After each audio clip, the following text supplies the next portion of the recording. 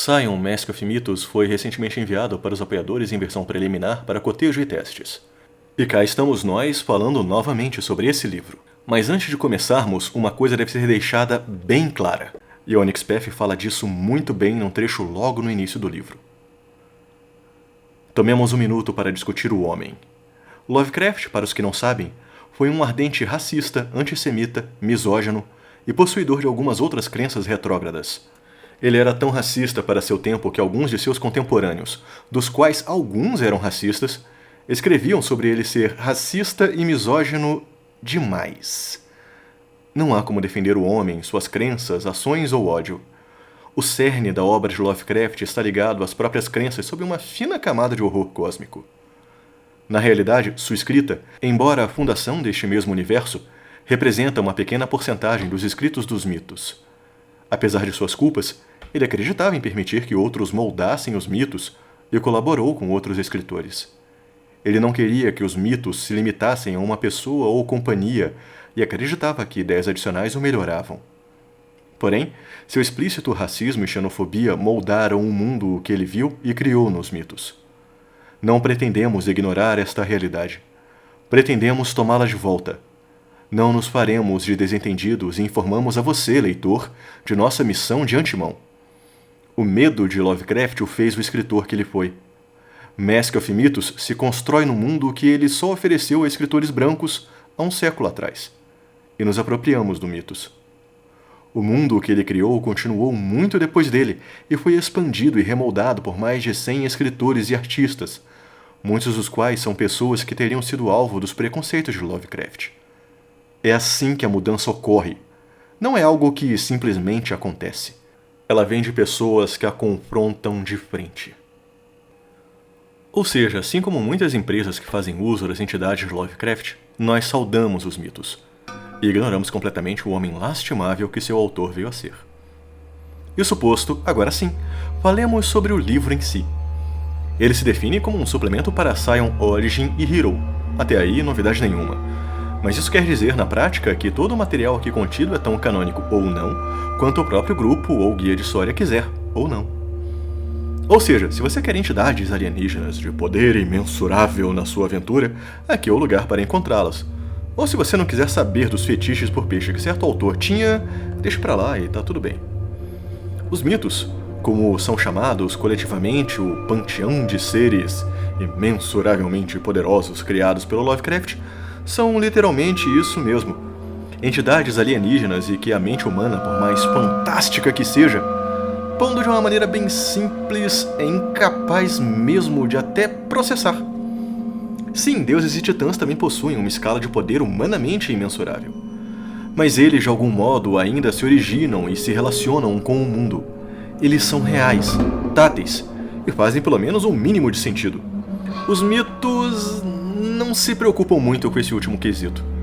Eles não são só alienígenas no sentido de não pertencerem a esse mundo ou planeta. Eles transcendem o nosso conceito de realidade, existência ou limitação. Ou seja, falar sobre os mitos é inevitavelmente falarmos sobre coisas estranhas.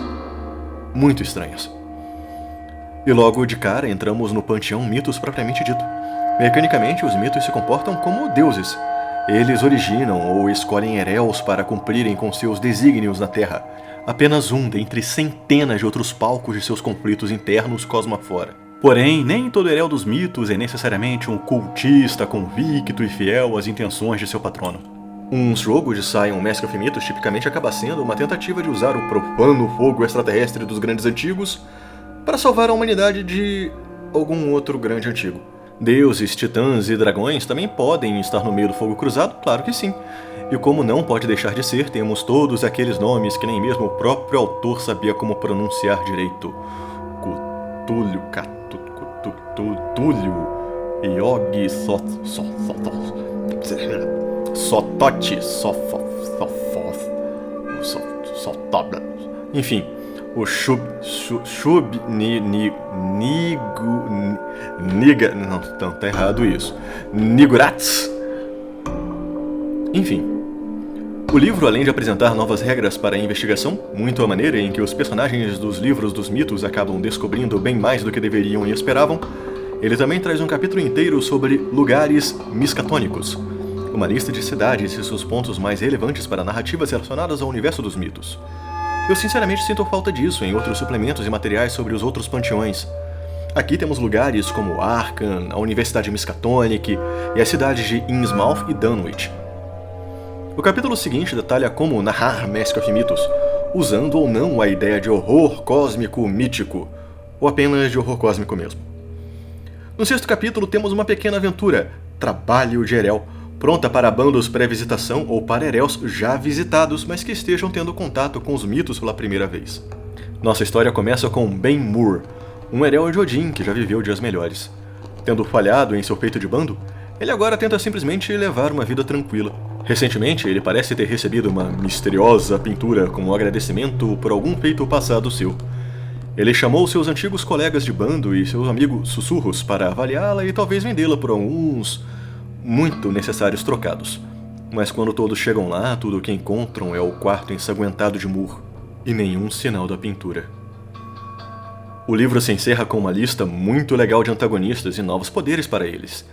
Nomes bem evocativos aparecem por aqui, como Além da Descrição ou A Cor do Espaço.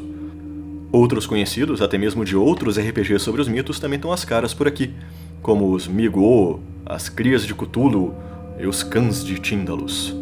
De maneira muito geral, Mask of Mythos cumpre e muito bem o que promete. Ele traz um clima de terror estranho, desconhecido e nihilista, tal qual o próprio conceito de horror cósmico se presta a ser. E trazer verdadeiramente esse ar para um mundo tão brilhante e heróico de seres divinais não é uma tarefa fácil. Mecânicas de consciência e investigação estão ali para isso, mas não é só isso. Textos muito bons também podem orientar melhor como evocar esse clima para a sua mesa ou para o seu personagem. Agradecemos muito por ter nos acompanhado até aqui. Esperamos sinceramente que possamos contar com a sua inscrição no canal e seu curtir nesse vídeo. Também esperamos que sonhe com tranquilidade, como a de nosso certo conhecido, que sonha eternamente em sua cidade submersa. Boas rolagens. Você vai precisar.